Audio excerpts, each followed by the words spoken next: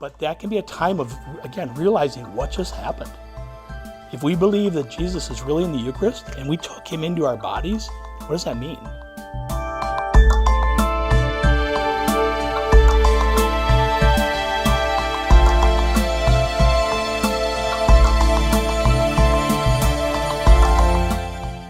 The third thing, much shorter, is, and Father Mike's going to talk about this, the communion meditation.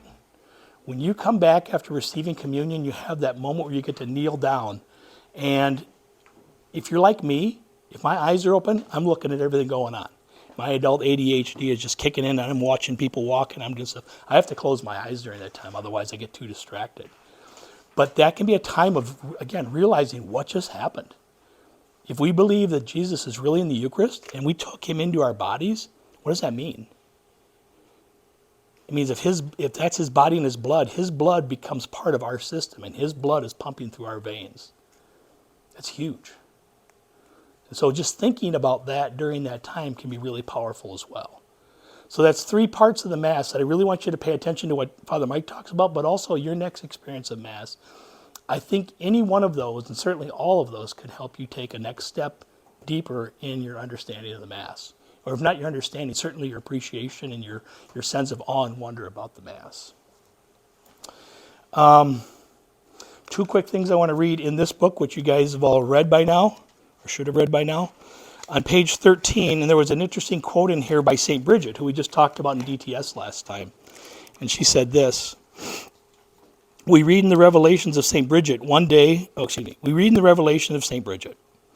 One day when I was assisting at the Holy Sacrifice, I saw an immense number of holy angels descend and gather around the altar, contemplating the priest. They sang heavenly canticles that ravished my heart. Heaven itself seemed to be contemplating the great sacrifice. And yet we poor, blind, and miserable creatures assist at the Mass with so little love and so little relish and respect. That was on page 13 if you're taking notes. On page 39 it says this. It says, the Mass is a stupendous mystery. Our minds, on the other hand, are weak and slow to understand. Therefore, we must read frequently and ponder seriously on the wonders of the Mass. One Mass heard with understanding and devotion obtains for us more graces than 100, than even 1,000 Masses heard carelessly and in ignorance of what the Mass is. So again, I'm just trying to help. Believe me, I'm still working on this too. This is not like I got it all figured out. But I'm just trying to help you guys find ways to engage in the Mass and take that next step.